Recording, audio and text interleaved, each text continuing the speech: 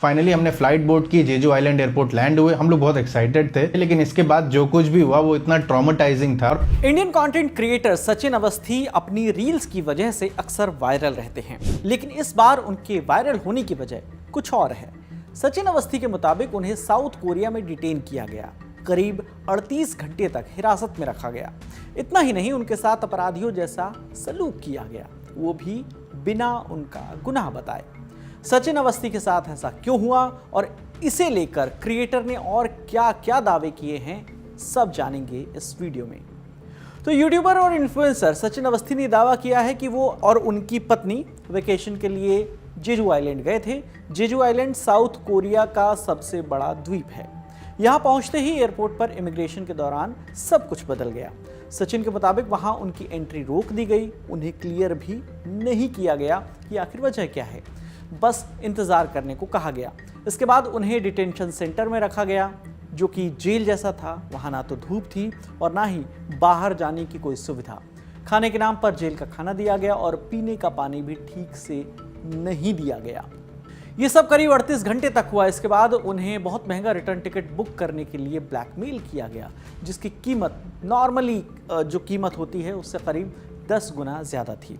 सचिन ने social media पर किए पोस्ट में ये दावा किया, चीन से गुजरते समय भी उन्हें इसी तरह की स्थिति का सामना करना पड़ा।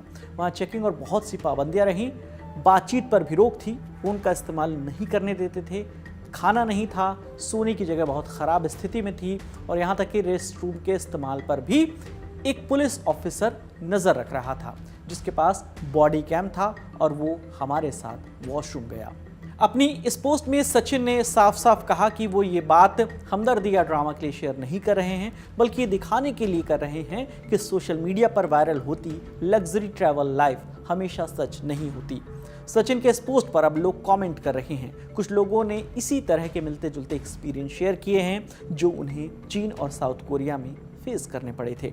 बीते दिनों कई ऐसे मामले सामने आए थे जब चीन और साउथ कोरिया में भारतीय ट्रैवलर्स के साथ बुरे बर्ताव की घटनाएं हुई थी। पिछले साल नवंबर में अरुणाचल प्रदेश की पेमा वांगयोंग थोंगडोक ने यह दावा किया था कि भारतीय पासपोर्ट होने की वजह से उन्हें चीन के शंघाई पुडोंग एयरपोर्ट पर इमिग्रेशन अधिकारियों ने कई घंटे तक परेशान किया। पेमा ने यह दावा किया था कि चीनी अधिकारियों ने उनसे कहा था कि अरुणाचल भारत नहीं बल्कि चीन में है, आपका वीजा स्वीकार्य नहीं है, आपका पासपोर्ट अमान्य है। इस घटना पर भारत ने कड़ा विरोध भी जताया था। शंघाई में भारत के कॉन्सुलेट ने भी इस मामले को स्थानीय स्तर पर उठाया था। ऐसा एक मामला दिसंबर 2025 में भी आया था, जब भारतीय ट्रैवल ब्लॉगर अनंत मित्तल ने एक वीडियो पोस्ट करते हुए दावा किया था कि अरुणाचल प्रदेश पर की गई टिप्पणी के चलते उन्हें चीन में करीब 15 घंटे तक हिरासत में रखा गया। पहले पेमा वामयोंग थोंगडोंग और फिर अनंत मित्तल और अब सचिन अवस्थी।